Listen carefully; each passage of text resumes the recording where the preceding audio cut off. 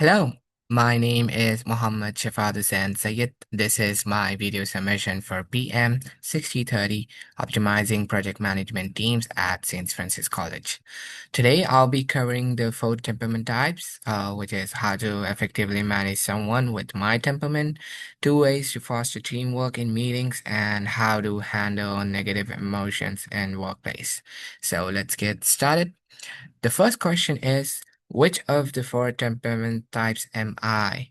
There are four different types like sanguine, choleric, melancholic, and phlegmatic. After reflecting on my personality and work style, I identify most with the melancholic type. I'm introverted and analytical, so I prefer to think deeply before speaking or making decisions. I tend to process information internally and reflect carefully rather than reacting on the spot. I rely on logic and critical thinking to work through problems, and I pay close attention to details, which helps me produce accurate and thorough work. According to Bo 2021, the melancholic type thrives in environments that allows to independent thinking and deep focus. Moving on, the second question asks, how would a manager effectively manage someone with my temperament type? First, providing a quiet and structured environment is the key. It's supposed to deep thinking that this temperament needs to perform at its best. Secondly, a manager should always adequate should allow adequate time to analyze information before expecting a decision. Rushing a melancholic type leads to stress and lower quality outputs.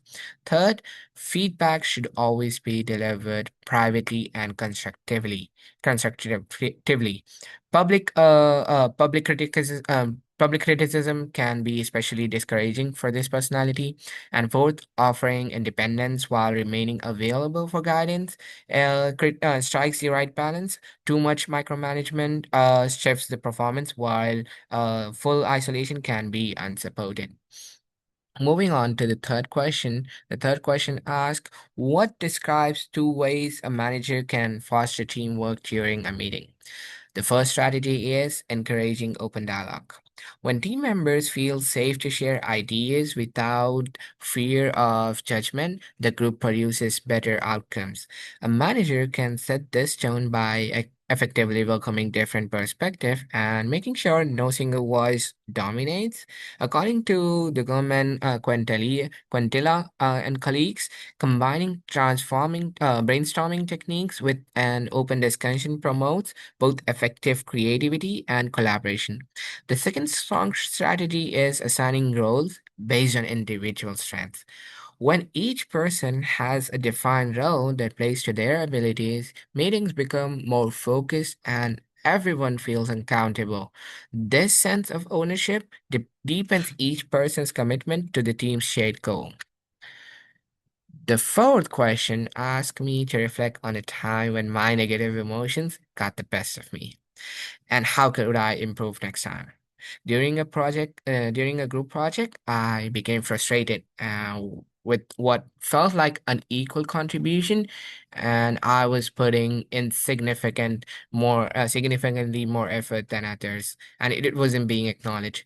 Instead of addressing it calmly, I reacted defensively during a team check-in. My reaction created tension and broke down communication, damaging the trust within the group.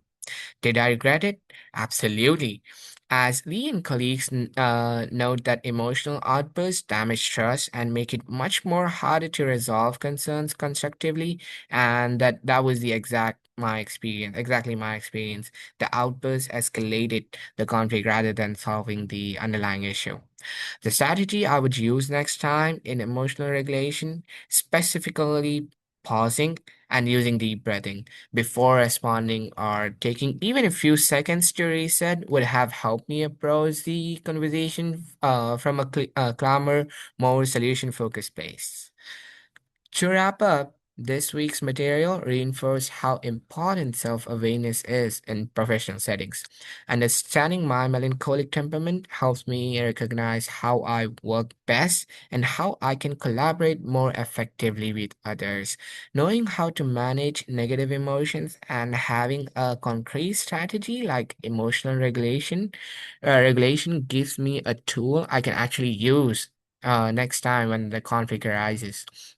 Practicing self reflection, staying calm under pressure, and communicating concerns respectfully are all habits I want to continue building as a future project manager.